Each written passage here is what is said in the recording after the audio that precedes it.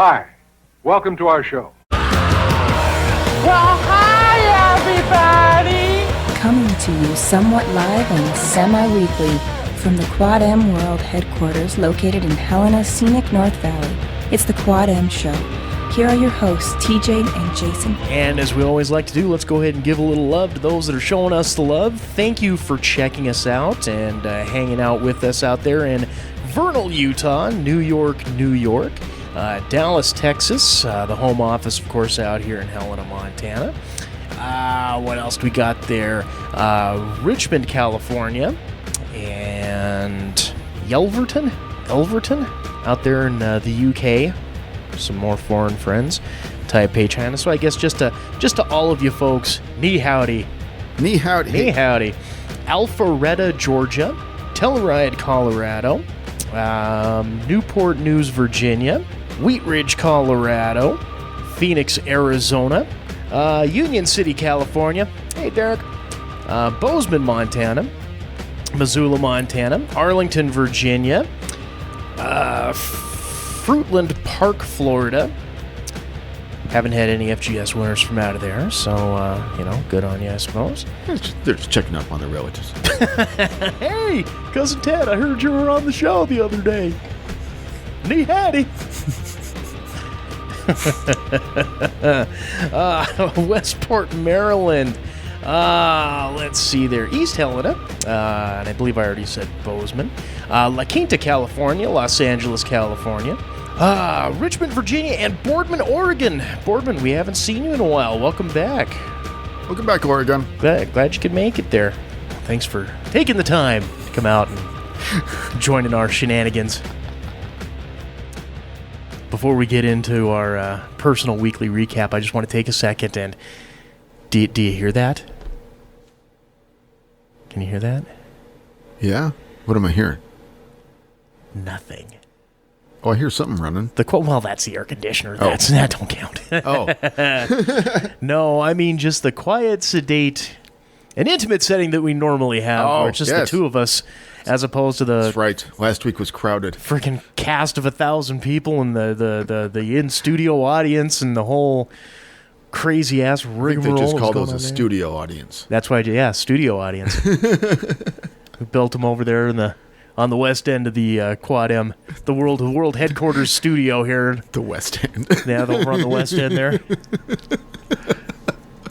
All the bleachers, that's the part where Krusty the Clown comes out, riding his little electric car, spraying seltzer. Right. It's between the studio and the warehouse. Exactly. Yes.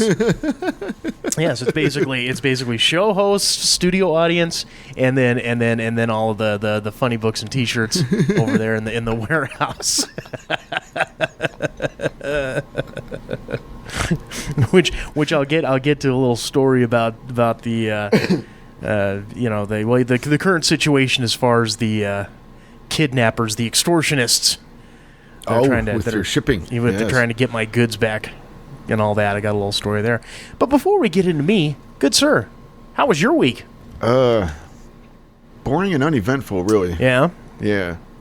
Didn't really do anything except work. And a garage sale over to our good friend Mark Piocas's. Right. Which, you missed all the fun stuff from what Mackenzie was telling us. No, I'm not going to say anything about the story. I'm going to edit all that out. Because she's going to do that for the next horrible moment in Kunstweiler history. Right. So I got to let her tell that story. Duh. So how else? Can't steal her thunder. No. So we'll wait until the Kunstweilers are back here to relegate that story just a little. That's what they call in the business. They call that a teaser. They call that a teaser. Oh yeah. My way, it wasn't like it was a whole boatload of excitement that was going on.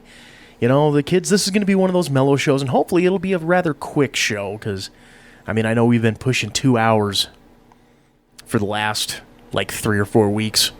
So, a little sedate, maybe hour and 15 show would be right up the alley. That's okay. We can pull it off. Oh, you bet we can. No, on my end, I think probably the big news would be that TJ finally landed himself a day job. You know, as much as you know the thriving enterprise that is the Quad M Studios, Quad M Productions. You know, still just enough time on my hands and always hankering for a paycheck. Stupid money. I know, man. Bill's got to be fucking paid.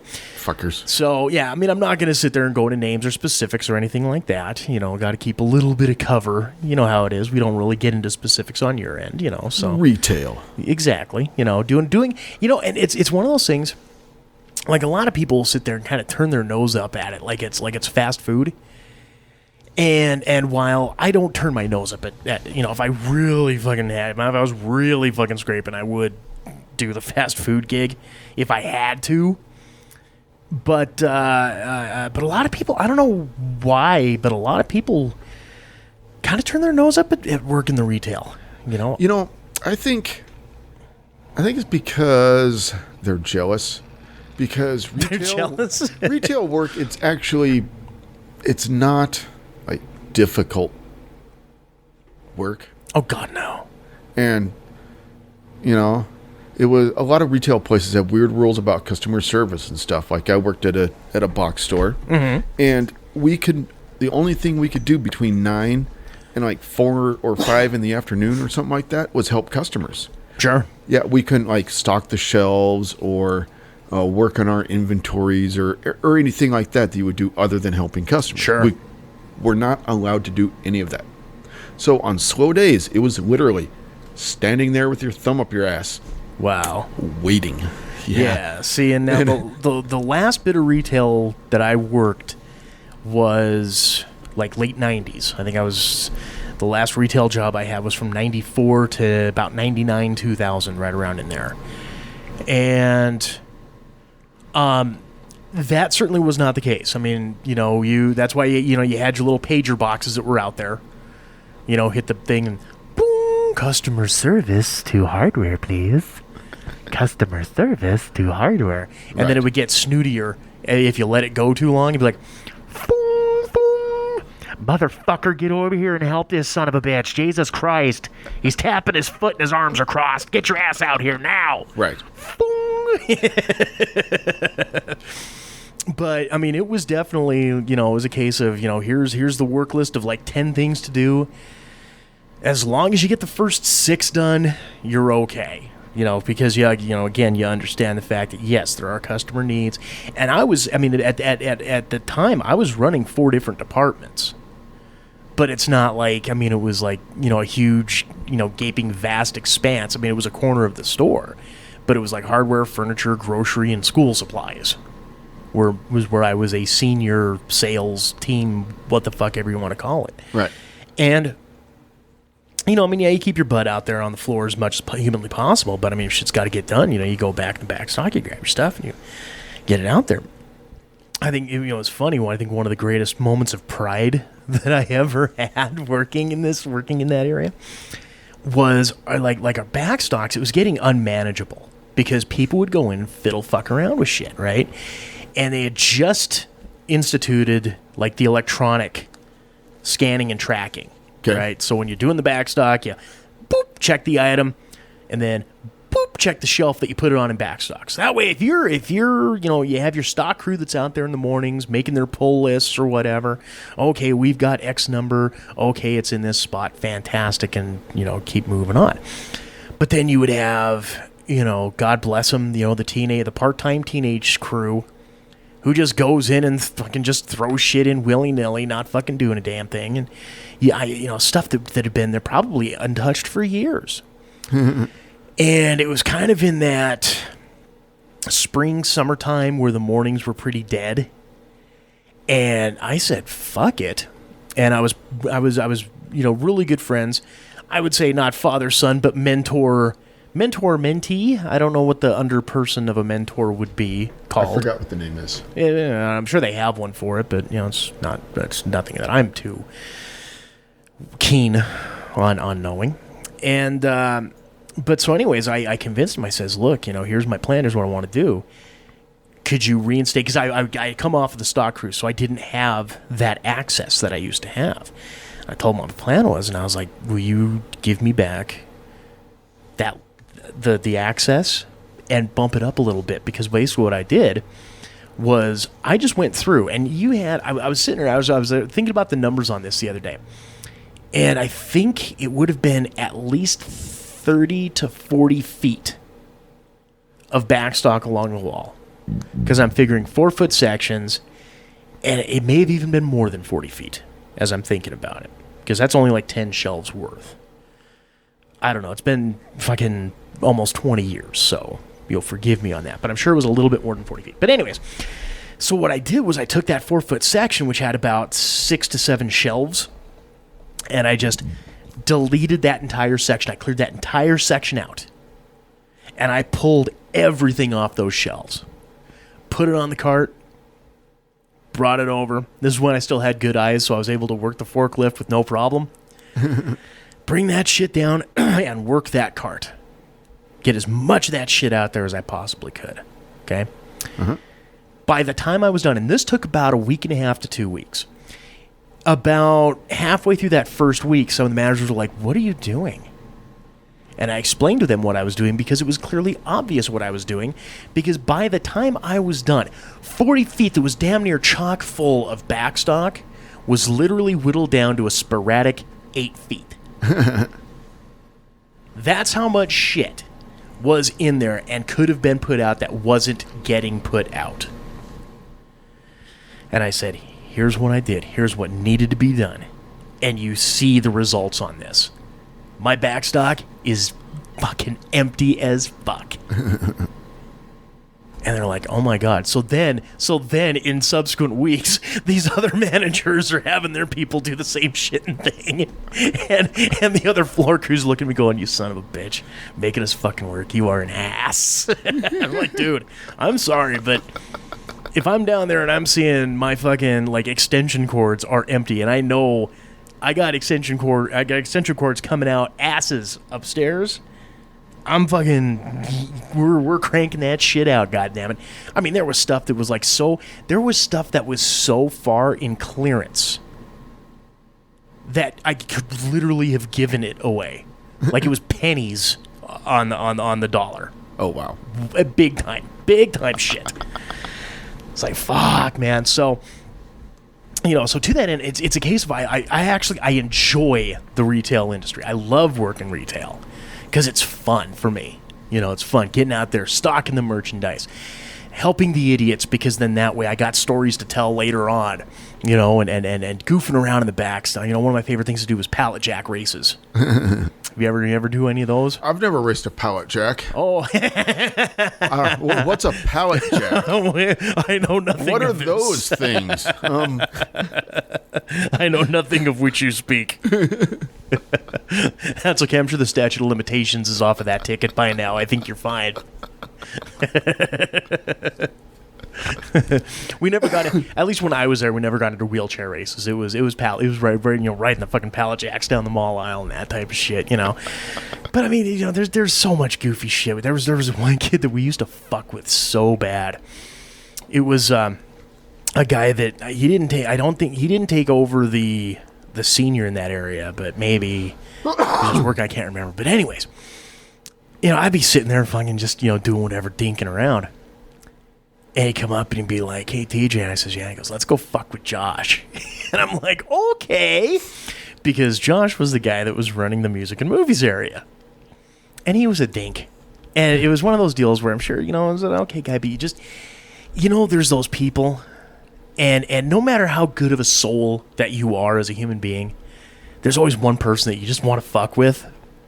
Yeah? He was that guy. Nice. And the best one of all time. We go over, and there's what's called the crow's nest, okay? And it's basically like a little, looky port type thing that, our loss prevention guy could come up and sneak a peek and watch people, that type of thing, or call you up and say, hey, could you hit the crow's nest and keep an eye on this guy, tell me what he's doing? Because maybe the camera just doesn't hit, it's covered by a shelf. Something along those lines. But so anyways, we get over to the crow's nest and we watch him. And he had this thing, it's called a wheel lift. And then the wheel lift, you go ahead and you get in and you got the controls on and it'll let you get up and down. For you kids out there that aren't too familiar with how retail works, you have those displays that are way the hell up there. That's how those fucking people get up there to put that shit up on those high rises. Well, he's trying, and this is back in the days of big, huge fucking tube TVs. Right. So here he is, and he's got this big fucking, like 47-inch, huge, monster-ass tube TV, right? And he puts it on the fucking wheel. He gets up and in there, and he starts going up, and he's about halfway up, and we take that phone. We take the phone that's in the crow's nest there, and we call down to Music and Movies, and it rings. So he gets down, the wheel lift comes down, he gets out. As soon as his hand gets to that phone and he picks it up, quick, we hang up. And, hello, Music and Movies, hello. And he hangs up, goes back over to the wheel lift, gets back on, hits the control, gets about halfway up, ring, ring, ring. And he comes back down, walks back over. We do this to about 3 or 4 times. And each time, his face is getting as red as his shirt. It is a sight to behold. That 5th time, I don't know if he got called into the office for this or not. I'm not sure. But when he went over and picked up that phone for the 5th and final time, we hang up, and all of a sudden, you just hear him, like, we're way up here in fucking bulletproof glass and all, and you hear, clear as a bell, "You sons of bitches!"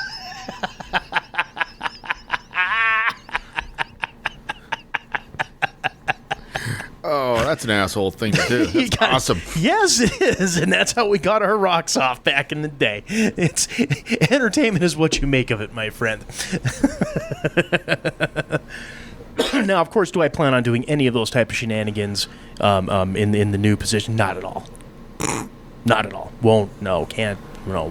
TJ won't be a part of those type of little tricks and shenanigans. No.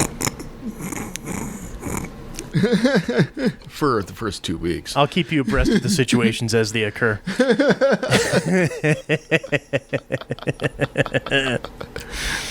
One thing before we take our first break, and I really should share this on the old Book of Face, so, probably get some hits and people enjoying it and all that type of stuff. But a friend of Quad M had heard about the instance of the extortion that's going on. For you kids that weren't hip to it last week, a lot of people heard the story during the Chicago recap of how the middleman, the secondary shipping company that was supposed to bring my stuff to Chicago, was basically trying to hold me up and make me pay an additional $1,600 to get my shit to Chicago. And all that was taken care of by the fine folks back home here in Helena, and everything was set and good to go. And for you folks who may have heard last week, the company that was shipping it back to here decided that apparently my equipment is far worth more than the $400 to $500 that it should have been to ship it here, and instead are charging me roughly about $1,600. Just to ship it, no express shipping, no time. But fuck, I can't remember the phrase they used. Not time restricted, but anyways, point being, like, we have to have it here by this date. It has to be there. Blah blah blah. It's just, hey, get it here when it gets here. I don't have anything shows coming up. Fuck, just get it here. There's whatever, and they've decided it's roughly worth about $1,600 for me to be able to get my shit. And so somebody had heard, or a friend of the Quad M had heard about it, and decided to set up a GoFundMe. Oh wow! And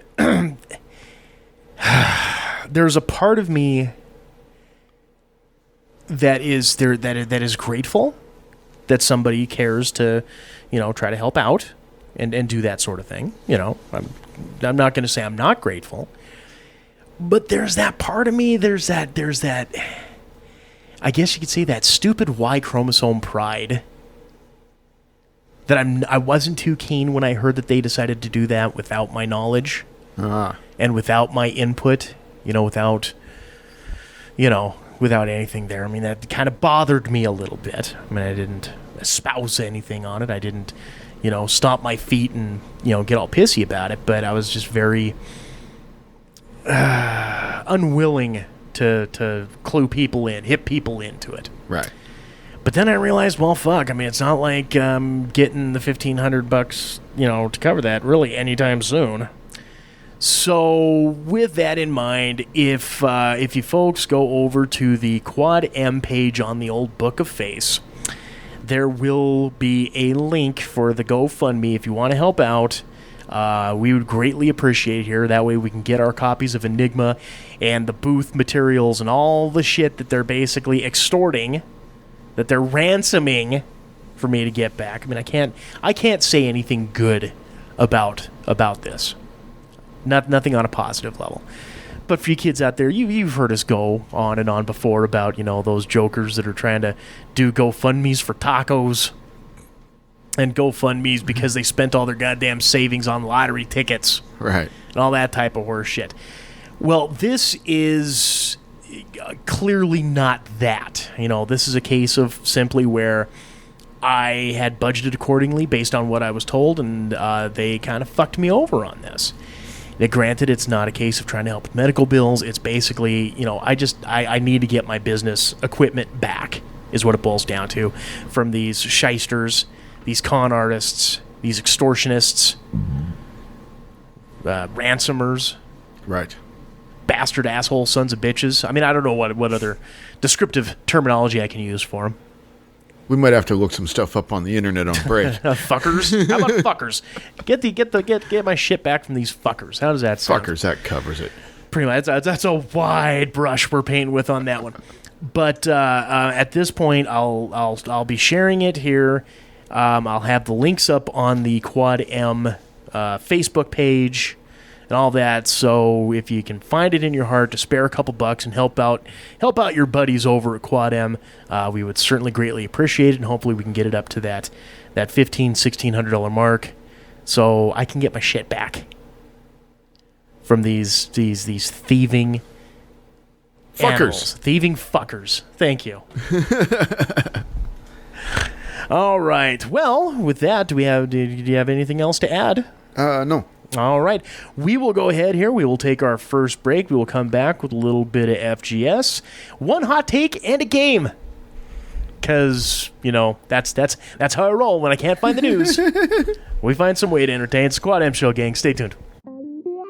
Have you checked out QuadMProductions.com lately? QuadMProductions.com is your direct access hookup to order the Enigma comic book series and download the Quad M Show podcast. Check the appearances page for upcoming events and contact us with any questions or comments. Don't be the only lonely soul who's missing out on all the fun. Visit us today at QuadMProductions.com. That's QuadMProductions.com. You're listening to the Quad M Show. Segment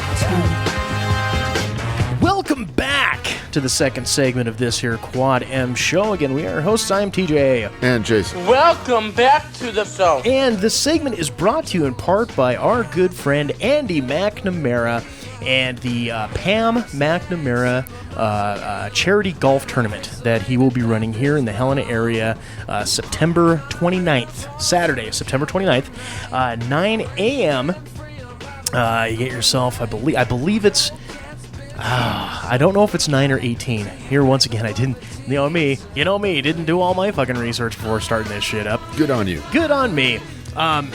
GoFundMe is where he has all the details as far as paying, the amount to get in, and how many holes the tourney is, and all that type of stuff. 9 a.m. will be the tournament at Fox Ridge, and then at 2 p.m. there will be a silent auction taking place over at Miller's Crossing.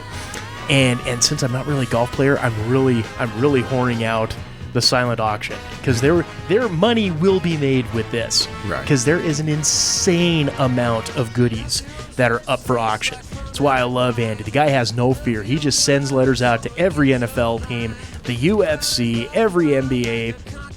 I don't know if NBA did anything with it, but MLB, across the board. I mean, he's got signed memorabilia from, get this, Dak Prescott, Aaron Rodgers, Hall of Famer Kurt Warner. You got gloves signed by Conor McGregor. You've got Jordan Spieth and Rory McIlroy signed merchandise. A couple of Major League Baseball players signed some baseballs. I mean, just across the board, there are some great, great goodies that he's got out there. And if I had a fat pocketbook, I would certainly throw my name in on some of these things. He was going to get a Khalil Mack jersey, but it was back when he was still with the Raiders before they had that whole trade thing, so that would have been a little awkward having a Raiders Mack signed jersey. I told him, I says, well, if you got it, and if it still felt awkward, you could always just kind of give it over this way a little bit, but that never came through. But what he did tell me, I saw him last Friday after we got done recording the show, and I was talking to him. Another piece of sweet merchandise came in. Signed Jurassic World poster from Chris Pratt. Oh, nice. Yeah, so I don't know how he does it. Damn. But he does it. And everything on this, it's certified. I don't know if he has certificate of authenticity, but he prior to getting the merchandise in, he went and had it, double checked and inspected and all that. Authenticated, yes. And it's all 100% legit. Some great stuff, and it's going to a really, really good cause. So if you're in the Helena area, if you enjoy playing a few rounds of golf, or you want to get in on the auction on some of this sweet merch, definitely. Again, Saturday, September 29th, 9 a.m. at Fox Ridge for the golf tourney proper, 2 p.m. at Miller's Crossing for the silent auction.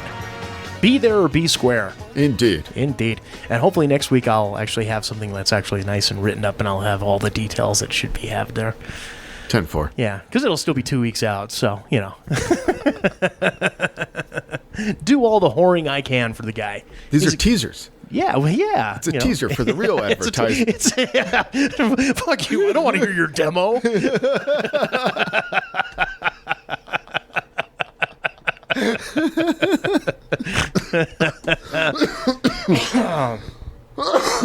But you know what the kids do want to hear? Fred G. Sanford Award. Fred G. Sanford Award for Excellence in Stupidity.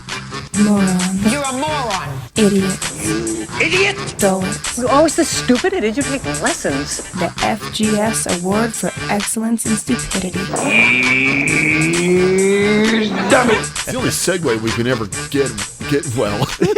get well gooder. Gooder than most. Gooder. All right, well, this one comes to us by way of Gilbert, Arizona.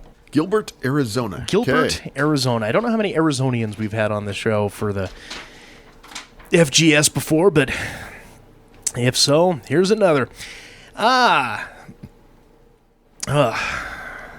to get some of that. Some of the little bit of dinner's kind of repeating on me a little bit there. It's not supposed to do that. Well, grilled hamburgers. I think it's the ketchup. I think between the ketchup, because I don't add any spices or anything onto the burger, so I think it's probably the acidity of the ketchup. Ketchup's evil. Yeah, but it's good.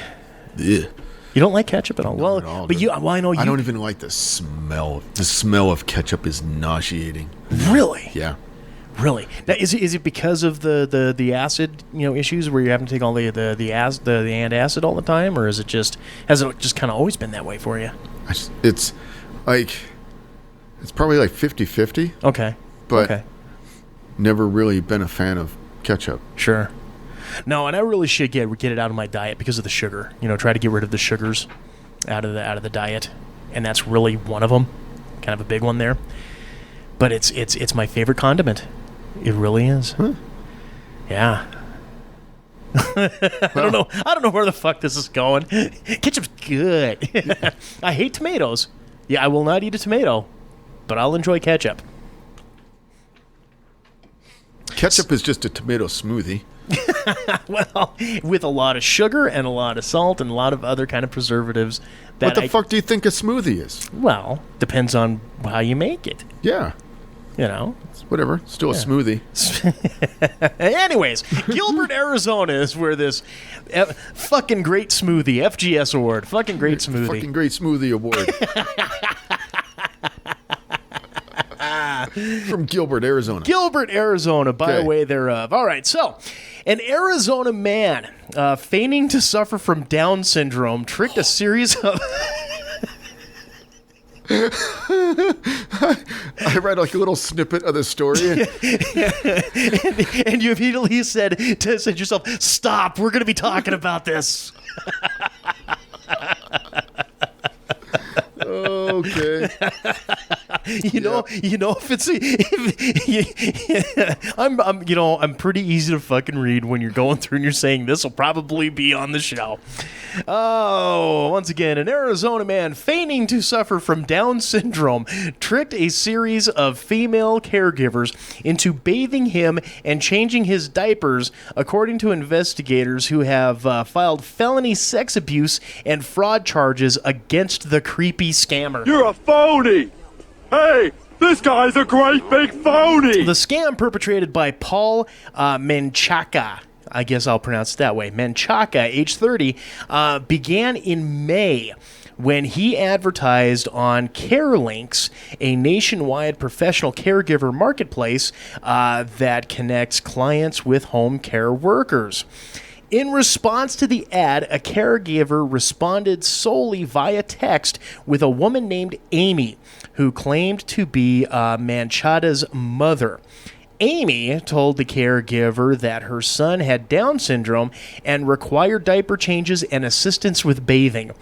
Police allege that Amy, who arranged for payments and provided care instructions, was actually Menchaca himself. The first caregiver told police that she bathed Menchaca and changed his diaper on about 30 different occasions. The woman told police that Menchaca occasionally complained aggressively that his genitals were not clean enough, which prompted her to wipe them more thoroughly. The caregiver added that Menchaca had an erection every time his diaper was changed and when he was bathed. Oh my. Are you looking for his picture? Nope, I already found that. Oh, okay.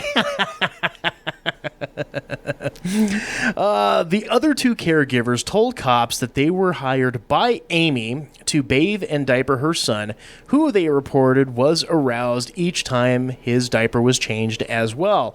None of the victims ever met Amy, and each woman received their payments in cash from Menchaca. A probable cause affidavit filed in Superior Court noted that Amy asked the caregivers to punish her son when he soiled his diaper by putting him in timeout and taking away his privileges. A whip cracker! Page 2. Now, page 2. Oh, I'm listening. Oh, I know. Menchaca's ruse was recently exposed by one of the caregivers who had grown suspicious of her client, whom she cared for at what police deemed neutral locations, not Menchaca's actual residence. The caregiver followed Menchaca home one day and encountered his parents, who said their son did not have Down syndrome and did not require diaper changes. Menchaca admitted to lying to them about about his mental condition when he was subsequently confronted by the three victims. During a search of Menchaca's home in Gilbert, a Arizona suburb, police recovered his cell phone and diapers, amongst other electronic devices. Menchaca was named Tuesday in a 4-count felony complaint. He was freed from custody after posting $15,000 bond and has been ordered to have no contact with the caregivers. My name is Travis. I am the movie star. Autonepiophelia, also known as paraphilic infantilism and adult baby syndrome. A few cases of autonepiophelia have been reported in the psychological literature to date, which typically involve adults who would derive sexual gratification from engaging in infant-like behavior. This may include acting like a baby, being taken care of like a baby, and or wearing and using a diaper. Not because they need to, but because they want to. Several online communities exist that cater to persons with this interest, with members generally falling into one of two groups: the adult babies, who tend to become more interested in the role-playing aspect, and the diaper lovers, who tend to be mostly interested in wearing diapers. Collectively, they are known as adult baby / diaper lover ABDL community.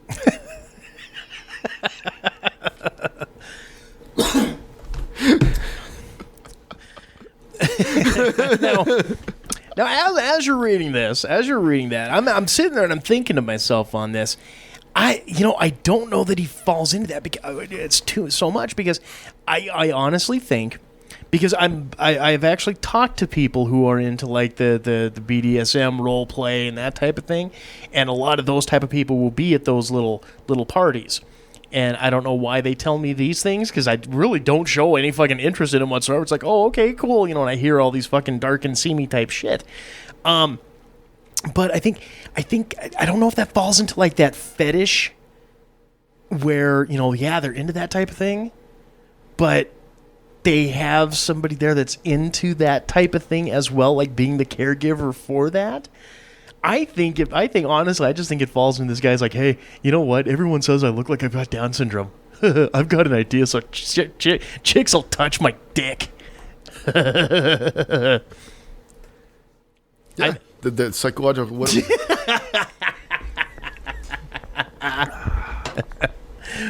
One of these days, if I ever do a follow-up, I wonder if that might be his excuse. I got me a wicked case of the ABDLs. ABDLs. She touched my peppy, Steve. She was vigorous in her cleaning. And thorough. Oh, yeah. And we got the picture of this guy, too. Oh, yeah. Kind of what you... yeah. Right on. And he does kind of have a little bit of that Down syndrome look to him. Kinda. Yeah, I can see him pulling it off. He could be the next ringer. Right in clear daylight. Eye contact, Steve. Shit. I was gonna run the race, but I pooped my pants. In my pants.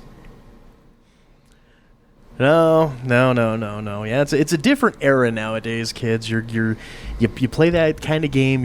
Unless they are a willing party and a participant, which I'm sure in Gilbert, Arizona, which is again a Phoenix suburb, I guarantee there are people out there that would do that type of thing. That would be more than willing to fucking play along with the role play and get paid for it. Well, apparently there are online communities where people like this can interact. Exactly. Right. All you have to do is say, hey, ABDL dude wants to role play as a Down syndrome diaper wearing dude. Yeah, his Google Foo sucked, so he went the other way. His Google Foo. You need a strong work on a Google Foo. Run from a master. Oh, yeah. Spend an hour with a quad demo show. You run all Google Foo. Google. That's almost impossible to say with the Japanese. Kind of like glory hole. You can't really do that in the Japanese. Glory hole. Glory hole. There's a ski runner showdown called Glory Hole. Seriously? Yes. Oh, God. It's fucking scary. It's almost like fucking straight goddamn down. Yep. Was that back in your snowboarding days? Yeah, I never touched the goddamn thing. It was like one of those fucking what Quinta black diamond things or whatever. Right, the quintuple black diamond. Yeah, I'm more like a green circle, blue square kind of guy. Where's the sign with the rabbit on it? Where's the bunny slope at? Yeah, where's the lounge? See, that's my ski trip right there, is hanging out in the lodge with my fake cast. Say, I got this when I was trying to get the gold medal over at the Aspen Olympics back in '08. '08? You've been in a cast for 10 years? Well, it's a slow burn. Oh shit! It's my trick femur. It's just acting up again. Change my diaper. Yeah. So to you, Paul Menchaca, of Gilbert, Arizona, diaper enthusiast. Congratulations, you, sir, are the winner of this week's FGS Award for Excellence in Stupidity. You dummy! Excellent job. Your plaque's in the mail. Yeah. Care of the police station. That's right. It's that little sign you'll be holding up with the mugshot. That picture of him, he wasn't holding up a mugshot sign. He was just kind of dopey and pouty. Right. No, you don't hold up a mugshot sign. That's all digital and shit now. So. I don't know. I'm sure there are some places that still do it. Out there in Mayberry, Arkansas or something. I'm sure they still do it. Autonepiophelia. Autonepiophelia. Yeah. We'll talk about that again during Picks of the Week. Autonepiophelia? Yeah. Autonepiophelia. I enlarged it is the big word right in the middle. The big word in the middle. Nepiophilia. Nepiophilia. Autonepiophilia. Autonepiophilia. We're going to be good at saying that word, autonepiophilia. That's like fucking Pee-wee's Playhouse. Right. Autonepiophilia. Ah! It's the word of the day. Ah! Oh, no. Flashbacks.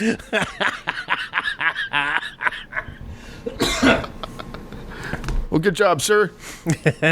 Let's get into some hot takes. Okay. News and notes from all four corners of the pop culture world. And the sign gotta stay hot! You gotta stay hot! You gotta stay hot! It's time for some hot takes. Or in this case, one hot take, because really that's all I fucking had anything to find on. And Well, I understood you're going to be rambling, so. well, I'll be rambling and getting your opinion, because you've sat through Man of Steel and Dawn of Justice and Justice League at least once each. Yeah. So, goddamn, the DCEU, the movie side of it, God, they are just a cataclysmic mess. Well, yeah. I mean, my God, you want to talk about two sides. You've got the ones doing it right over there at Marvel. They've got that as a well-oiled fucking machine. Kevin Feige or Fag or however you pronounce his name. Right. I'm not saying Fag to be funny. I'm saying Fag because I really don't know. I've heard 15 different pronunciations on the poor bastard, and I've never met him personally to ask him. So, but he's running the show down there, and he is doing such a bang-up job. Everything that's coming out is printing money, and they're shitting gold. I mean, the golden goose has got fucking diarrhea over there, okay? Right. But, man, the DC Warner Brothers side of it, you want to talk about one side shitting golden eggs, the other one is just shitting the bed. And it's sad, too, because all they had to do was follow the model. Follow the model, tell good stories, and let things grow organically. Instead of, we have to play immediate catch-up. We have to get Justice League out now. Like now. And this past week, they've proven once again that they just cannot fucking handle their shit. News reports are coming out now that Henry Cavill, the guy who has played, the British actor who has played Superman in Man of Steel, Dawn of Justice, and Justice League, is out as Superman. Like done. And it's, if the stories are in fact true, it's pretty damn disheartening, because he could have been the face. I mean, if they had played their fucking cards right, he could have been the face of DC for at least 10 years. Because all reports are saying he wants to be Superman. He loves the role. He knows there's more that can be done with it. I mean, for fuck's sake, they, in the 3 movies he's been in, they killed him and didn't bring him in until halfway through the fucking 3rd movie that he was in. You look like you had a salient point. Superman's a good fucking cash cow to milk. I don't know why they. Yeah. Well, yeah. I mean, I grant that I understand that he's a fucking hard character to write, because how do you take somebody who is nigh unstoppable you know, and put him in danger. I get that. Where can you get the sympathy for Superman? Fuck. Follow the first Richard Donner movie with Christopher Reeve. There's a reason people love that movie. It's not because of him being unstoppable Superman. It's because he has a fucking heart. It's because you can follow the character. Right. You feel his pain when he pulls, spoilers on a 40-year-old fucking movie, but you feel his pain when he pulls Lois Lane out of the fucking car after she's killed in the fucking earthquake accident. Right. You feel that rage. And anybody who knows that the way to get Superman is through his heart, his emotions. Mm-hmm. That's how you fucking get to him. But it's a case of I'm not even going to say that DC fucked it up with Man of Steel. I'm one of those rare birds that I actually liked the Man of Steel movie. I thought it was okay. Not great, but it was okay. But it's the fact that immediately after that, then they give us Dawn of Justice, which it was like, okay, now we're just going to start fucking shoehorning everybody in just so we can get to Justice League. And here again, Suicide Squad, a lot of people still shit on that movie. I don't think it was bad. It was okay. Mm-hmm. It had its high points. It's just the low points were a little, made it a little... Right? Thus far, the only good movie that's come out of it, really, I think universally everyone will agree, the only good movie to come out of it thus far has been Wonder Woman. Which is funny, because I thought fucking Gal Gadot was too skinny to be Wonder Woman. But with Hollywood movie magic, I love her. I think she's great in the role. Yeah, she does well. Too bad she was kind of overshadowed by by Chris Pine. Yeah. You think he stole the show? I watched it again, and yeah, it seemed like he kind of had to carry her a little bit. Well, yeah.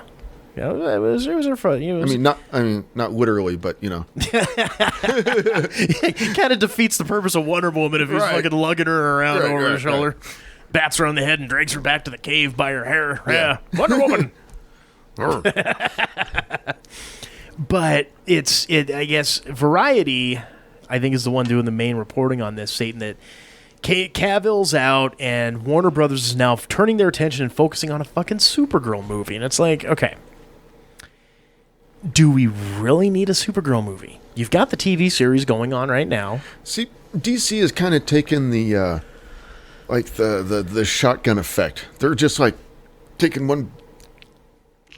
putting a whole bunch of shit right out there. Just spray shooting. Yeah. Spray shooting doing and a little seeing what spray sticks. And pray. Yeah. Spray and pray. That one right there. That one got closest. Let's go with that one. I don't usually use the term spray and pray when it comes to firearms.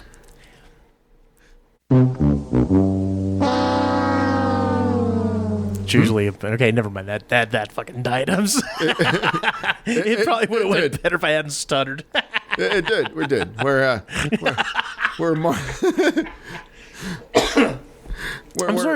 Marvel has been the sniper that's been there for a week observing his target. Laser fucking point accuracy. Yeah, got his routine down. He's got his shot picked out and whatnot. And he's just waiting to squeeze the trigger and put that bullet right where it needs to be. That's right. Kevin Feige, he sent out the memo. Aim small, group small, miss small. Right. But because I guess it was like last Tuesday or last Wednesday, Cavill had put out a Twitter where he's like got sad Henry Cavill face, sad Superman face, with the Team Krypton weightlifting team shirt on, and he's holding an action figure, and he says, "Well, this has been an exciting week," and everyone was kind of like, "What the fuck's going on there? What the hell?" And then fucking Warner Brothers dispatches their little press release, doing the old fucking Wizard of Oz. There's nothing to see here. Don't, pay no attention to the man behind the curtain. Nothing to see here. Everything's fine. We're partners. We're good at... And then Cavill's agent sent out a release saying, everybody just, if I had to liken Warner Brothers to the fucking Wizard of Oz, the Oz dude, I would liken Cavill's agent to the police officer from South Park.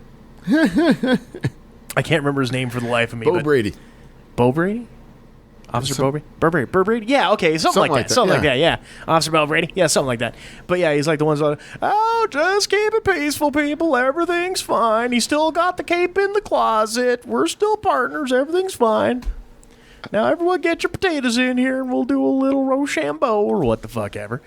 But yeah, it's all, you know, they're all trying to fucking smokescreen this report. But it wouldn't be a report if there wasn't some fucking truth to it. And here again, from what else I've seen on there, apparently a lot of this is stemming from the fact that, I guess with that upcoming Shazam movie, which, you know, the trailers came out after San Diego. We watched it during one of the breaks. Yes. Yeah. I guess he was supposed to have a cameo in it as Superman, but because of all the reshooting and bullshit that was going on with Mission Impossible, he wasn't able to get in to do a cameo, so they ended up having to fucking write it out. Huh. So that's causing everyone to fucking be all, oh god, Superman, we're done. Just the Cavill's not doing Superman no more, and they're focusing on Supergirl and all this type of shit. It's like, fuck, man. You know, I just... It saddens me as a comic book fan, not just a comic book movie fan, but a comic book fan, because DC has such a great well of characters to use. And if they just would have followed the Marvel model and started, okay, you want to start with Man of Steel? Yes, go ahead and bring the big guns out first. We'll go ahead and do that. But I would have done like 7 movies first, and I would have done each individual, you know, a Superman movie, a Batfleck movie, a Wonder Woman movie, a Flash movie, you know, Aquaman, maybe Cyborg, but I would have never had Cyborg in there to begin with. I would have went Green Lantern. If you're gonna do it right, and have Green Lantern in there. That's just my opinion on the deal. And now it's like everything is so fucking disjointed. You know, they're looking at doing a second Suicide Squad movie. Whether or not they have Jared Leto in there as Joker, I don't know. But if they do that, then they've got another fucking standalone Joker movie coming out with Joaquin Phoenix as the Joker. And everyone's posting pictures about, you know, because he's getting all like fucking crazy, like heroin chic skinny for the role. Which, granted, yeah, he looks fucking creepy as shit. And I know he could pull the role off great. That's not what I'm debating. I'm just debating on, you're fucking going to have 2 movies coming out at the same time with 2 different guys fucking playing the same character. How fucking smart is that? That makes no sense. Exactly. Thank you. You know, and then you got the Flash movie that's, you know, currently in... I don't know if they started filming yet or not, but I know they've kind of had pre-production hell with it. And then Aquaman's going to be coming out here in the next month or so with Momoa. You know, Affleck is officially from what I've heard, it's unofficially official that he's out. Woohoo! Well, don't get too woohoo yet. Like I said, unofficially official. Unofficially official is good enough for me so far. Because, for the life of me, I can't remember who the hell the writer and director is on the Batman movie. I mean, that's what they're calling the Batman. But, you know, it's like, Affleck really doesn't want any fucking part. He has nothing to do with that movie now. They're looking at recasting, and there's been a bunch of different names that have come up, you know, across the rumor mill as to who will play Batman in that movie. So it's like, okay, well, is that going to be part of the fucking Justice League? You know, is that part of the greater DCEU? It's a fucking mess. Mm-hmm. And it's like, you know, I mean, it just hurts my feelings. Because I just expect more. Especially when, in DC's case, there is no fucking excuse. Like Marvel, they've had to really, let's be honest, make chicken salad out of chicken shit. Because, yeah, they had Iron Man, they had Thor, they had Captain America. So you got your big 3, and you can build your Avengers movie around that. Great. But because of the bankruptcy and all that type of shit from the 90s, they didn't have Spider-Man. They didn't have Fantastic Four. They didn't have X-Men. So instead, we had to sit there and play the game of, Really? You're making a Guardians of the Galaxy movie? Ant-Man? You're fucking doing an Ant-Man movie? Good lord, man. You know, you guys started off so fucking great, and now you're pulling out the fucking Z-list shit, man. This second phase is gonna suck. Horribly. Well, guess what? Fucking printing money left and right. Fucking A. Whatever they did with Guardians of the Galaxy, they did it good, because... Hells yeah. Those ones did really well. They were good movies, basically. You take a property that comic book fans sit there and scratch their heads and say, really? Really? You're gonna put those guys up there? I mean, okay, well, how's that gonna fucking work? And then you've got everybody else that says, who in the fuck is the Guardians of the Galaxy? And that's where they were smart with that. Because the people that didn't know who the Guardians of the Galaxy were, there is no preconceived notion. All they know is it's a Marvel movie. Okay, go check it out. See what's up. See, I didn't know about Guardians of the Galaxy till the movies, so... Right. Yeah. And look at it now. You're like, you know who they are. And it's like, oh my fucking God, these guys, yeah, fucking rocket. I mean, that was my selling point to the ex to get her to go to the movie. I'm like, there's Rocket Raccoon. He's going to be in the movie. We got to go. I am Groot. I love watching. Have you seen the, like on YouTube, they had some of those behind the scenes trailers of Vin Diesel doing the Groot voice in other languages? So it's like you didn't have some Portuguese guy doing I am Groot in Portuguese. It's actually Vin Diesel. Because all he had was 3 fucking words, you know? So you got him out there, yo soy Groot, and all that type of shit. It was actually pretty entertaining watching him sitting there and do the fucking lines in like fucking French and Russian and, you know, all this shit. I don't know if he got paid extra for for having to do that or not, but I assume that would have been in the contract. It's probably just part of making the movie. Hey, whatever, man. You know, you get paid. Voice acting. I don't know. If someone pays me $50 million to make me say I am Groot, I will do it all day long. Yo soy Groot. I'll get one of those counter things. I'm like, ching, I am Groot. Ching, I am Groot. I am Groot. Das ist Groot. Das ist Groot.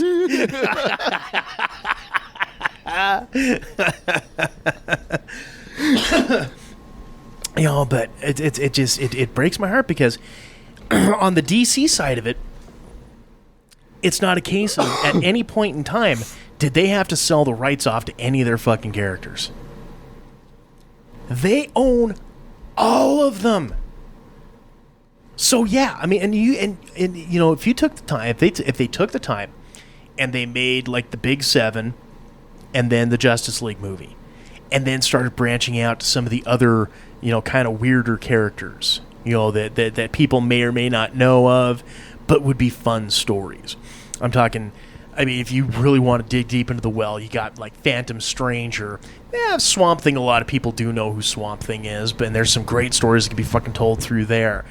Oh God, I mean, I could... See, now is the point when I need to have that type of shit running through my head. You know, great fucking characters. Like, okay, you know, I guess it's more Fox with the Deadpool. Opposite side of the fucking coin, DC's got Ambush Bug that they could do the same fucking things with. And this was a character that was doing it like 5 to 6 years before Deadpool had ever come out. As far as fourth wall breaking antics and crazy shenanigans, and everyone thought he was just fucking weird. Who the hell are you talking to? Them. Can't you see them? Right. You know? But, I mean, there's just... There are so many fucking characters and ways that they can go that they can still all tie it in and have, like, the one big, huge, maybe Crisis on Infinite movie that everyone would be dying to see, much like the Infinity War. You know, build up to that one cataclysmic end-all, be-all fucking awesome kick-ass movie that would feature a crazy amount of fucking characters. They could do it. But they shit the bed. And the only way they're going to be able to fix it is to just fucking General Sherman the entire thing, clear-cut the forest, burn it all down, and start it back up. And the problem with doing that is... Doing that. Well, it's not even just doing it, but the fact that the people us as moviegoers and fans, you fuck with us once, shame on you. We're not going to let you fuck with us twice, no matter how good the movies end up being. Right. Like I am looking forward to that second Wonder Woman movie because I know it's a good movie. It's the same fucking director. It's the same people that are all involved with it that were involved in the last one, so I know that bar has been set. Whereas this new guy putting out this new Batman movie, this standalone Joker movie, do I really want to fucking take a chance? I know I will, because we need shit to talk about for the show. But as far as general movie public goes, I don't know that DC can fucking recover from the way they have totally fucking mishandled this. Fuck. All right, well, let's get into something a little more fun here. I decided since we really didn't have... I bet you Kevin Smith will make a better Batman. Oh, good God. Yeah, I got a story about Kevin Smith for you when we go out on our second break. But to get back into a little bit of the fun mode here, since that's really the only thing they had to fucking talk about on this week's show, I decided let's go ahead and play a game. Now, Jason and I are both, diehard Star Wars fans. And, make no fucking bones about it whatsoever in any way, shape, or form. I've decided, good sir, I want to test some of your knowledge. Okay. So what I have done is I have taken my Trivial Pursuit Star Wars Sega Edition card set, and I have brought said card set out. Now, the key thing you have to remember, this only focuses on the original trilogy and the prequels. Okay. So nothing related to Force Awakens or anything subsequent, after the Revenge of the Sith. Okay. So, my question for you as we begin to play this game is, do we just want to go to first one to 5? First to 5 sounds good. First one to 5. Yeah. First one to 5. Okay. All right. I'll keep it shorter length. Okay. That'll work for me. And since I am the proprietor of the Quad M World Headquarters, I will read you the first question. Okay. I will do so. Okay. Are you ready? Ready. Okay. What species is the traitor shown giving Anakin Skywalker directions to the Tusken Raider camp in Attack of the Clones? I don't know. I'll read it one more time. I don't know. You don't know? You're not going to know? What species on Tatooine? Traitor? I don't know. Jawa. Oh, fucking shit. Jawa. I don't get a point. You do not get a point. Okay. And I will pull from the cards closest to me. Okay. And then you can pull from the cards closest to you. Are we just taking turns, or are we just taking turns? Yes. Yes. Okay. Who reveals I have found a way to serve you from my nightmares? Are you sure that's serve or save you from my nightmares? Who reveals I found a way to save you from my nightmares? I will say that is Anakin to Padme. Is. Yes. DJ gets 1 point. I found a way to serve you from my nightmares. I'm sorry. Yep. Yes. Serve. Save. You. Oh, let's see here. What planet are Han and Leia on when Han growls, "You could use a good kiss"? Is it Hoth? It is Hoth. Woohoo! 1 point. What's the matter? You afraid I was going to leave without giving you a goodbye kiss? I'd just as soon kiss a Wookiee. I can arrange that. You could use a good kiss. Verbatim. Thank you. Okay. Okay, next. What character refers to the Force as Maxi Big? Seriously? Oh, yeah. Yeah, Jar Jar fucking Binks. This is like a tard card, dude. What color is a fire truck? Oh, yeah. I want to say pickle, but is it? Banana. So Jar Jar fucking Binks would be the answer on that one. And right now is what? 2-1? 2 versus 1. 2-1 in favor of Who thinks the Jawas are trying to rip him off when he asks them, what are you trying to push on me? Uncle Owen. That would be Owen Lars. Yes. Michael Owen, what? What about that one? What about that one over there? Right. Then R2 zaps the other one because he's got the fucking he's got the conspiracy to fucking deal with. That's why he zapped that little red robot. That poor bastard, dude. Well, you know the other he wrong droid, wrong spot, and fucking Boop Bop Beep Bop just fucking assassinated his ass so he can get to Luke Skywalker. Well, you know, I heard there. You know, another conspiracy that runs around there is that I believe it's R4D4 was the name of the red one. Don't quote me on that, but I hear tell he was force sensitive and knew that he had to blow his own motivator because he knew what had to transpire, and R2D2 had to join up with Luke because he was a force sensitive droid. That's another one of the conspiracy theories I heard. I think R2 zapped him. I think the Jaw was just sleazebag little fuckers were trying to pull one over on Uncle Owen. No, I think R2 zapped him. What are you trying to push on me? Right. See, because R2 knew he had to get to Luke. Because of the conspiracy. Duh. Big red lightsaber.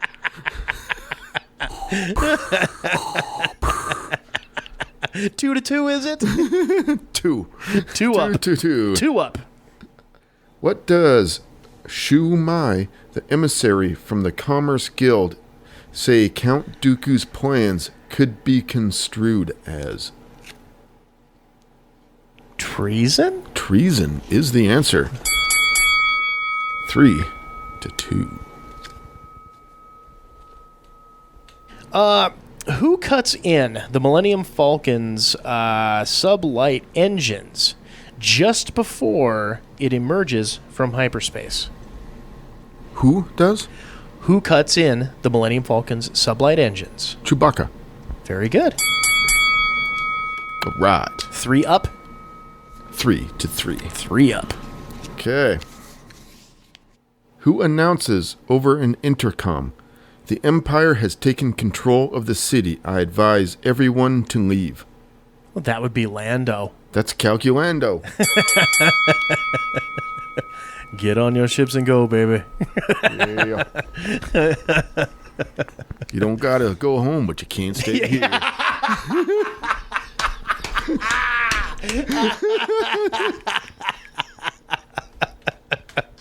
Oh, yeah. Cooler than the other side of the pillow, baby. Oh, no.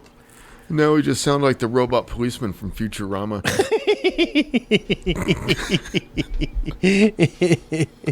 Oh.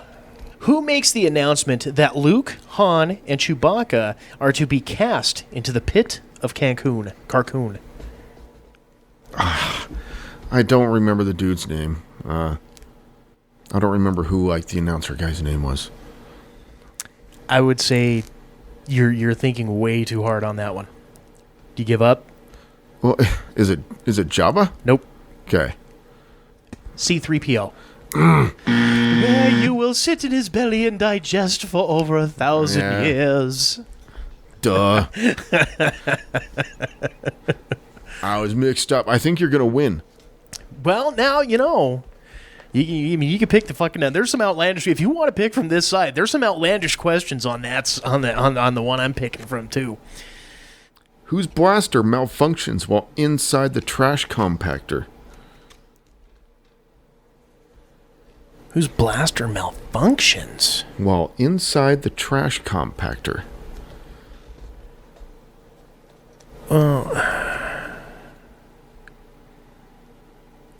I don't remember anyone's malfunctioning. I know Han shot his off and it fucking bounced all over the goddamn walls. So I guess I would go Han. Luke Skywalker's. Huh. He had the Stormtrooper blaster rifle. Right. And if I remember right, he tries to take a shot, but he throws it in the water after it doesn't work.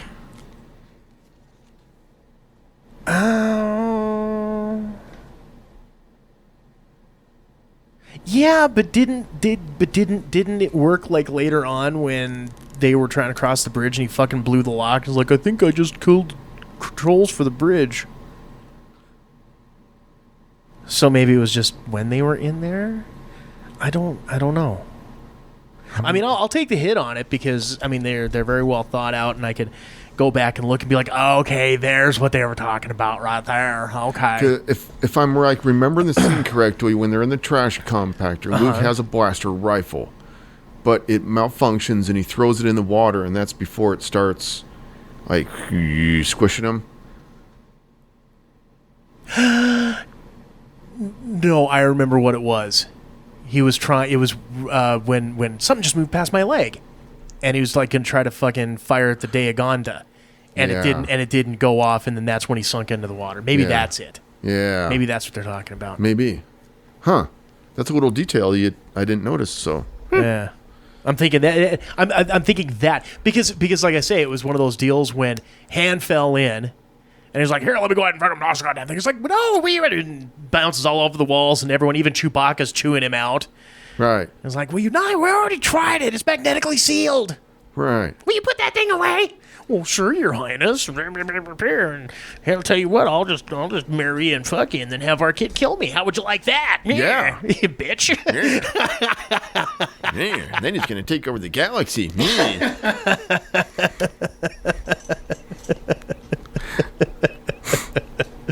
Oh boy. Oh, so we're still 3-3? No, you're at 4. I'm at 3. Oh, okay. Who confesses to his former Padawan, you were my brother? Wait, who what? Who confesses to his former Padawan, you were my brother? Obi-Wan. There we go, Obi-Wan Kenobi. It was either that or what businessman has on his, I'm not gonna, there's no points for this one. It was either gonna be that, or who did Lando have open the hatch to the Millennium Falcon during the rescue sequence below Cloud City? It was the Wookiee. No, Leia. Oh, it was Leia. It was Leia. Yeah. And then Wookiee like pokes his head in or something and yells. Something. Or what businessman what businessman is ably aided by a shrewd computer liaison officer named Lobot? I wouldn't have got that one. Lando Calculando. Lobot's the bald dude with the fucking with the thing, the headgear. Yeah. Okay. The only reason I know his name is because I had his action figure. So it is now 4-4? 4-4. 4-4, okay. Pick a number between 1 and 6. Ooh. If I can remember which ones of these is what. I will go with... Now you're just picking a category, you fucker. You know what? Let's go 5. Let's go 5, whatever the gal... I can't remember. I can't decipher the categories on this fucking thing. What planetary system is found to have been purged from the Jedi archives? Oh fuck! Oh god! It's not Geonosis. No. It's the one Sifo-Dyas and them are making the fucking clones in, and I can't remember the name of the fucking. I know what it is. Because that's where the clones were being made. But I can't remember the name of it for the life of me. Camino? The Camino system. Right. Okay. All right. If you would have picked number 6, you would have aced it. Give me what's number 6. What character in The Phantom Menace was portrayed by an actor who performed his own stunts but had his lines overdubbed? I should put a fucking no Jar Jar rule on this goddamn thing. But it was Darth Maul. You're absolutely right. Ray Park's voice was not used. See, I would not have aced that one. Because I was thinking about fucking Ahmed Best and Jar Jar. See, that was a tricky one. You got to think on that sometimes. I thought the stunts would have been the one that gave it away. Well, yeah. How does fucking Ahmed Best fucking do the triple Lindy into the fucking lake? Okay, yeah, you got me on that one. All right, let's go ahead here. Whose shuttle uses code clearance blue to land inside the second Death Star? Palpatine's. Nope, it would be Vader. Oh. Damn. It was really only going to be one of two. I know. And I couldn't remember, so I was like...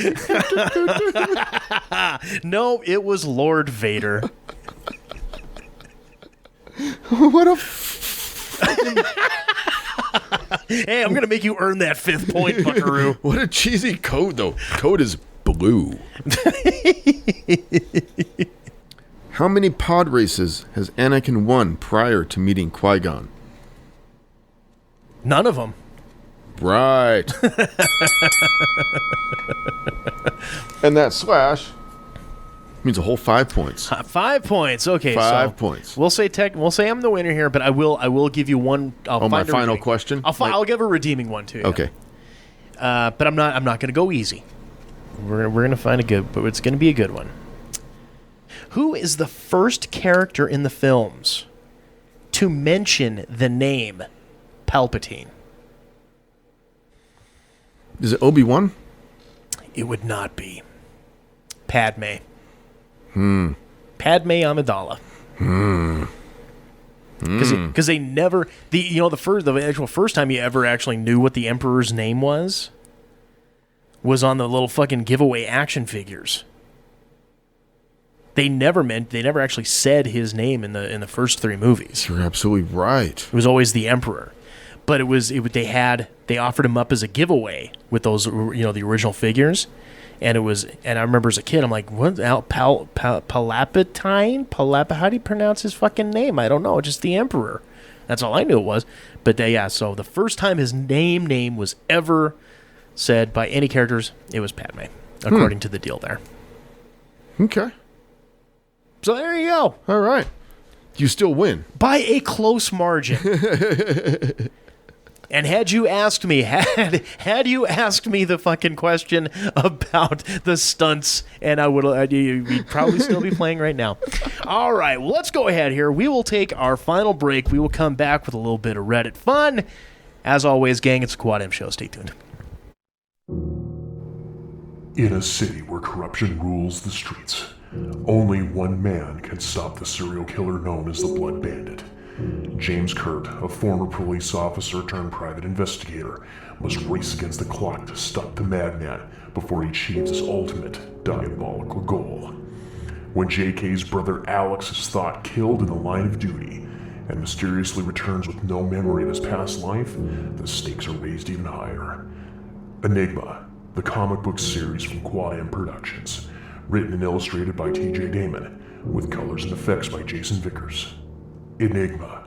Order your copy at quadmproductions.com today.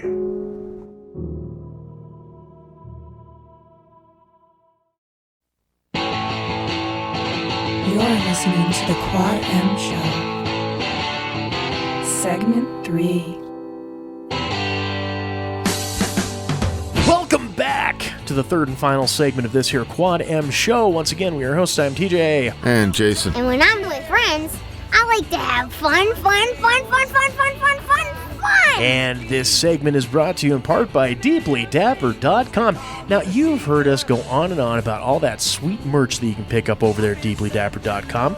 Original art prints and books, vinyl wrapped metal flasks, custom key hangers, light switch plates, and those lovable handmade soaps. Everything based on your favorite pop culture nerd world properties. But god damn it, there is so much more. Get on over there after you're done listening to the show. Get on over there to DeeplyDapper.com. Make sure to check out the 3D Podcasket and Robot Kraken podcasts. By the way, congratulations to Chris and all the guys over there.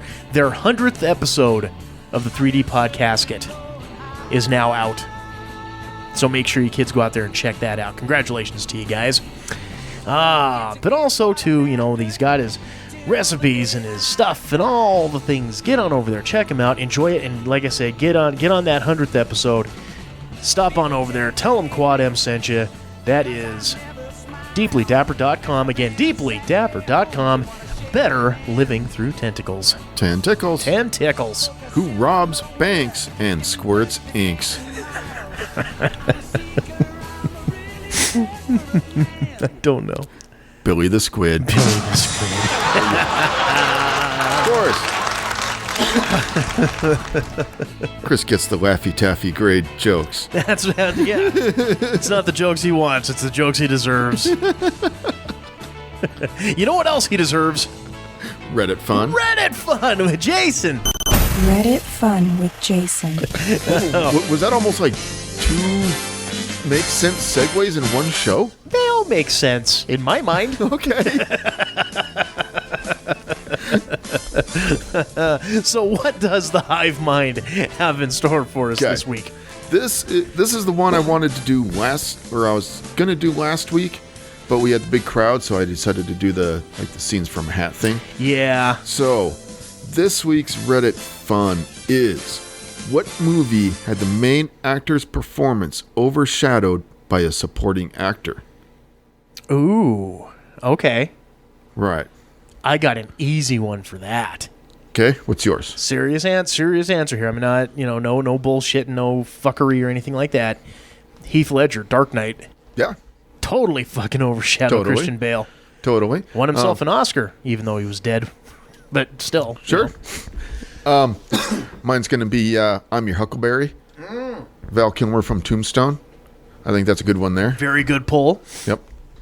Yeah, I mean, you can. There's quite a few of them that you can do that with. There is, and the Borg mind has them for us. Beauty. Indeed. Oops, let me fix the comment. There we go. You know what? I think this will be the first time that I'm actually going to say this. I'm almost willing to bet mine is number one. A nerd named Trevor, The Dark Knight. Aha, number one. Boom. Yep. Winner, winner, chicken dinner. I don't think so. Winner, winner, sheen dinner. Number 2, RQK1996, Silence of the Lambs. Yeah, I guess Anthony Hopkins was the co-guy, Jodie Foster was considered the number one draw on that. Yeah, good pull. He won an Oscar for a total of 18 minutes of screen time. Yeah, I know. Yeah, I remember reading that somewhere. It was like incredibly short. It was like 15 minutes ish. Yeah. This one's a good one too. MS Dragoncat says The Princess Bride. The side characters are what make the movie. Pretty much all of them, because I mean, your main one, the leads. Yeah. Carrie Elways and Buttercup. Mm-hmm. I can't remember what the hell his character's name was, but Robin Wright Penn and Carrie Elways, they were there, but it was everybody else. Particularly Mandy Patinkin in particular. My name is Indigo Montoya. You killed my father. Prepare to die. Prepare to die. Yes. That is one of those fucking movies that you can honestly sit there and you could say it's a chick flick all fucking day long. And I will say to you, I do not fucking care if it's a chick flick or not. I've read the book twice. Oh, the actual book. Yeah. Well, yeah, you're a book reader-ish, kind of guy. The book is actually pretty good. I mean, yeah, it is. I saw the movie first and I read the book, and they're both good. Yeah. And so like I said, that movie transcends. That movie is just a great fucking movie all the way around. Wav. Whoa, wav. Have fun waiting the castle. Have fun storming the castle. That's the mark of a great fucking movie, too. Not just one, but multiple catchphrases that pop out of that fucking thing. Indeed. Inconceivable. Next is Gnarly's Eyebrows. Yeah, Gnarly's Eyebrows. Django Unchained. Jamie Foxx was good and all, but Christopher Waltz, Leonardo DiCaprio, and Samuel L. Jackson were all in insanely peak form.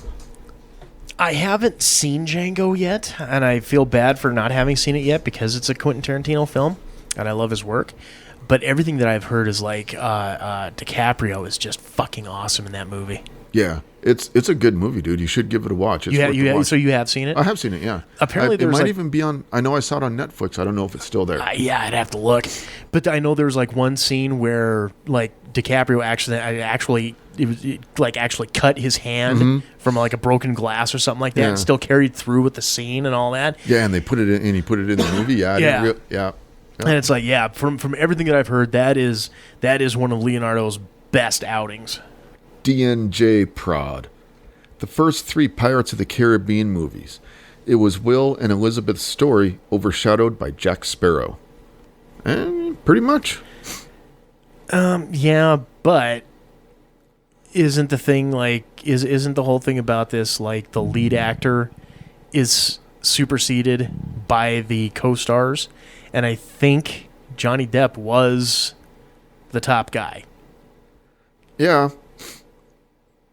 And but I'm just semantics. Yeah, you know, and that's kind of what his opinion is too. I mean, it is technically Will and Elizabeth's story, sure, kind of overshadowed by Jack Sparrow, right? But you know, you're both right. Yeah, so, I think it's just a point of view type deal on that one. Sure, yep. Why not?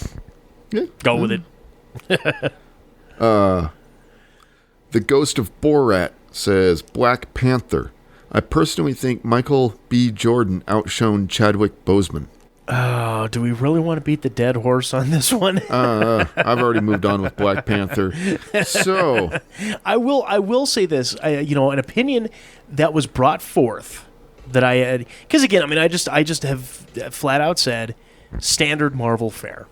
You know what I mean? It's a good movie. It's not fucking great. It's not the end all be all. But then, and everybody been talking about Michael B. Jordan as Killmonger. Is one of the greatest Marvel villains of all time. And I'm like, nah, I mean, he's okay. He's not great in great shakes. But somebody brought up the opinion. I can't remember where I had seen this. Something on YouTube, I'm sure. But he is one of those rare villains that is actually able to sway the hero into his line of thinking. So I rewatched it with a fresh set of eyes with that in mind. And I kind of agree with it. So I have an appreciation for the character, and Michael B. Jordan did a good job with it. My opinion of the movie itself hasn't changed. But here again, it's still a big pile of meh. But I do appreciate the fact that, it's one of those rare instances. I'm sorry, I digress. Silence of the Redditors says, Michael Clark Duncan in Green Mile, Christopher Waltz in Inglourious Bastards, and Kevin Spacey in Seven would be my top 3 I can think of. Ooh. And those are good ones. What was the second one? Christopher Waltz in Inglourious Bastards. Which one was he? Was he the lead German dude? Yeah. Like at the very beginning, walked in there and all that shit? Okay. Yeah, I'll pull up his picture. Because it's been a long fucking time since I've seen Inglourious Bastards. I think I saw that once in the theaters, and that was about it for me. I've seen it a few times. It's my kind of movie. Really? As many subtitles as in that movie, and you dug it. Fascinating.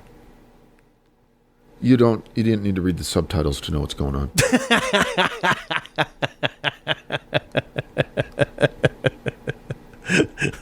Fuck off, TJ is also an acceptable answer. Oh, come on. It's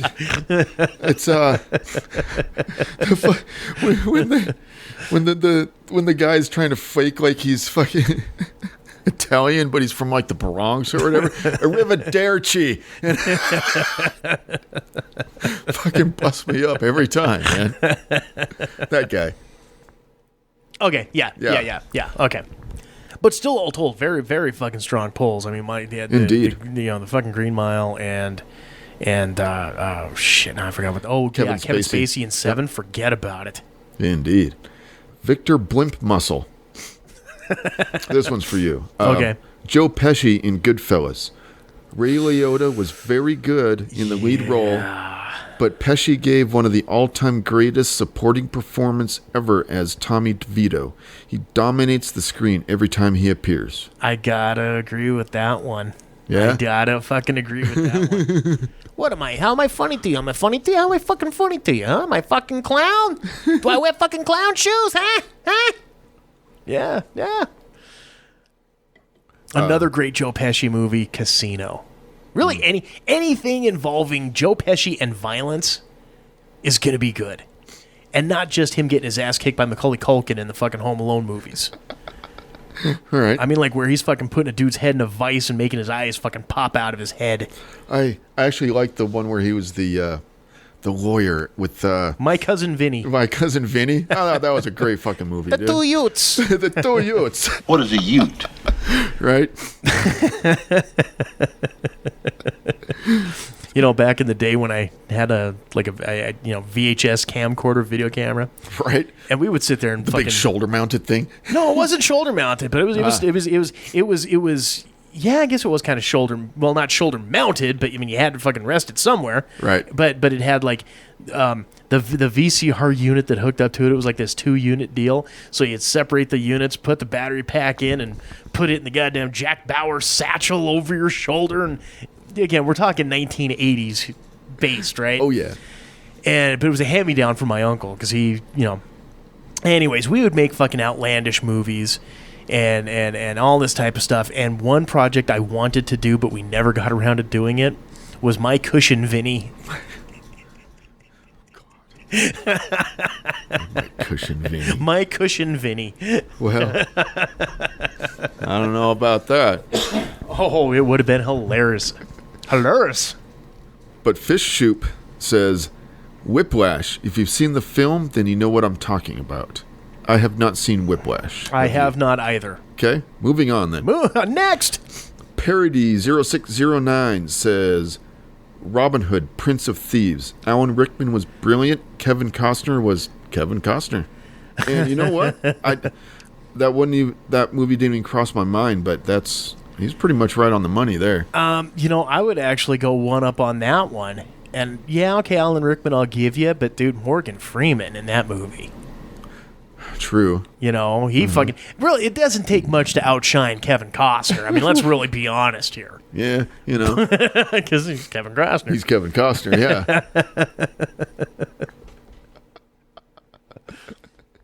Oh, let's see. Two Sheds Jackson. Two Sheds Jackson. Two Sheds Jackson. I like that name for some reason. That sounds awesome. I don't know why. Something tells me I'm going to steal that. Two Sheds Jackson for a character name in Enigma. Leslie Nielsen steals airplane. It's a big metal tube that flies, but that's not important right now. From Robert Hayes. And don't call me Shirley. Brilliant Retard says, Leonardo DiCaprio definitely steals What's Eating Gilbert Grape from Johnny Depp. I think I only saw that movie once, so I don't have an opinion. I don't think I've ever seen it. I know that was kind of like his big breakout role, but the fact of the matter is I thought he was... Not that he was like the lead, but I thought the whole movie was centered around his character. I don't remember, so... All I know is he was the retarded kid. Right. Big J Coat says, Inglourious Bastards. Brad Pitt and Melanie Laurent got the shit beat out of them by Christopher Waltz.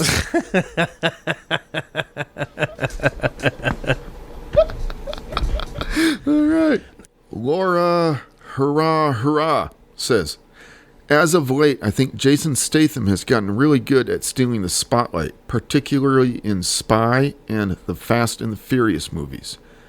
Seriously, if you like Statham but hate Melissa McCarthy, you still need to see Spy. Had me rolling in laughter. I have not seen either. I haven't seen either one of them.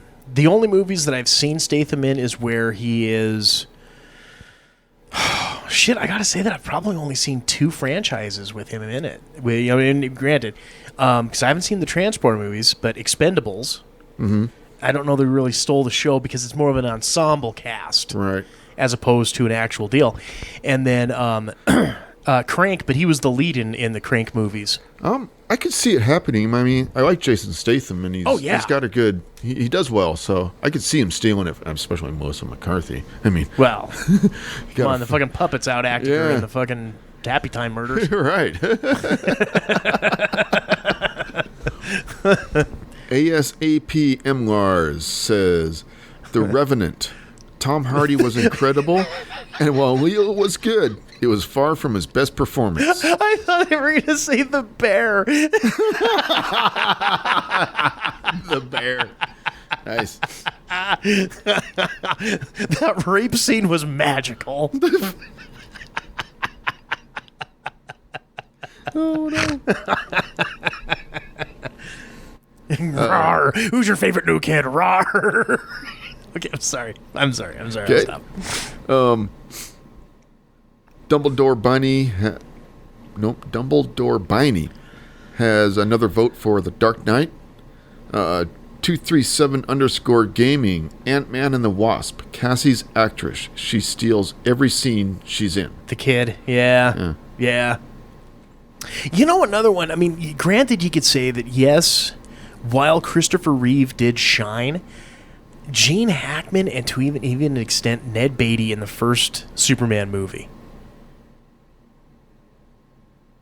I think almost made that movie. I think they almost outshone Christopher Reeve to an extent. Remember what I said earlier about Wonder Woman? Okay. Interplayer 2 says that too. Wonder Woman. Chris Pine carried the hell out of that movie.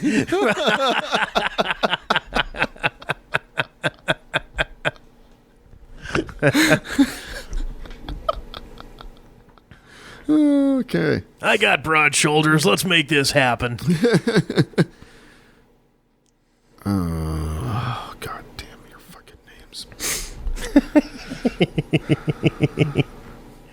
Mora Escritoris. The Sixth Sense. It's kind of funny how Haley J. Osment was insanely better than Bruce Willis. Here's a Mr. Five Swift. That Sixth Sense. Yeah, I don't know. I thought that movie was pretty fucking dumb. I've seen it once, and they gave it away at the very beginning, and then the rest of the movie you're just waiting for the end. And what the fuck? It was dumb. I hated that movie. I liked at the end, people are like, "He was dead." Well, yeah. Yeah, but dude, you also have to remember a lot of people. He saw the other dead things, dude. At the beginning, they gave it away. At the beginning of the movie, he saw the other dead things, just like he's dead too. And then I was expecting something, and then it never happened. I was just waiting for the end of the movie, and it was fucking dumb. What you have to remember is, I don't care what I have to remember. No, Taco Bell was rated the #1 fucking Mexican restaurant in the United States. People are stupid. People are stupid, Bert. You have to remember this. I'm being spoon-fed. Thank you. Thank you. It's so good. I don't have to think for myself. Whereas people like us are like, okay, every time he's around, I'm fucking seeing cold air being breathed out, but yet no one else is talking to him. You and I, we can figure this shit out pretty fucking quick. Now, that being said, I still enjoyed the movie. It's one of M. Night Shyamalan Ding Dong's better movies. I enjoyed it. But here again, the first time through, okay, yeah, you get the twist ending. What they twist. The second time you go through it and you really pinpoint all the shit, beyond a second viewing, it's not really going to be as but we'll stand on different opposing sides saying bad movie, good movie. But I think we can be unified in the fact that, once again, people are fucking stupid. Oh, yeah. Thank you. Okay. That's all I need. Oh, yeah. I don't have to remember shit. Oh, wait. Yeah, you know, TJ, you're... Yes, we can agree. People are stupid. People are dumb.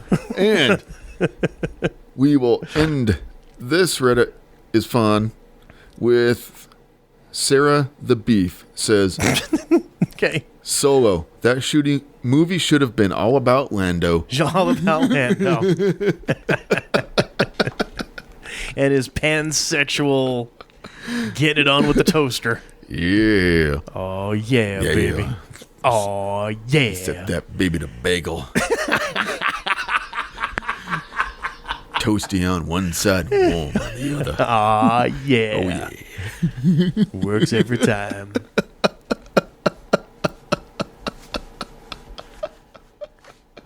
Oh, no. R2-D2, get your ass out of the way. That port's not for communicating. Oh, no, dude. Oh, yeah. Now it's just the robot from Futurama. The robot cop. Have you met my assistant? We call him Downlowbot. All right, enough of those silly shenanigans. Good sir, do you have any picks for the week this week? I don't. I do. What the hell did we call it? Nymphopedophiliophobia? I can't remember the name of the fucking disease now. Right? Yeah, I can't remember. I already cleared the tabs, too. ABDL. ABDL. ABDL. Gonna have that put. Oh, no. There's too many goddamn acronyms. Holy shit. Yeah, do other countries have as many goddamn acronyms and shit like that as we do, or what? Well, I don't sure, but fucking know. But they're goofy symbols instead of regular letters like what you and I have. I don't know. You know, the Russian language has a backwards R, and you know the Dutch have that the O with the circle on it, and the umlauts and all that type of stuff. Yeah, well, at least they got their shit together. I mean, fucking our English it's like fucking 4 or 5 languages all stacked up, hiding in a trench coat. Yeah. Mm-hmm. You know, when you know, I've been saying it way before fucking Thor ever fucking said it, and you know, Infinity War, fucking people say that's a made up word. All words are made up. They are. And I just use them appropriately. I make them up appropriately as needed. Right. That's one of the nice things about words too. You can just make up words. Exactly. As long as they're used in context, people know what the fuck you're talking about. So there you go. Right. As soon as you make up a word, it's a real word right then and there. So our pick of the week this week, the English language. The English language. It's all made up and the vowels don't matter.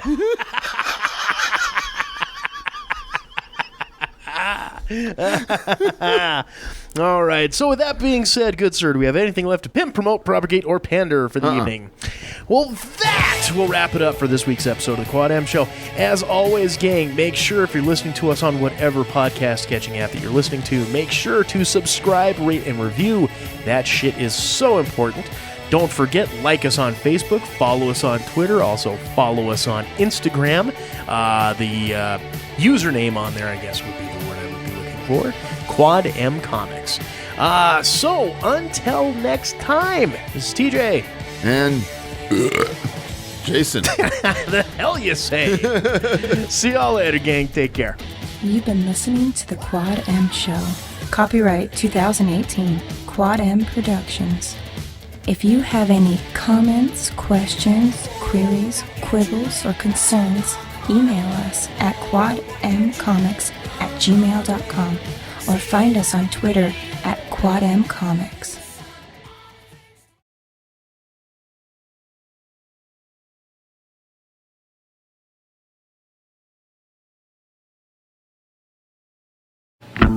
They're doing push-ups in Peoria. They're jogging in L.A. They're exercising everything in lots of crazy ways. What take it from the chopper? Hey, the chopper, yeah, that's me. If you want to have great choppers, exercise your teeth.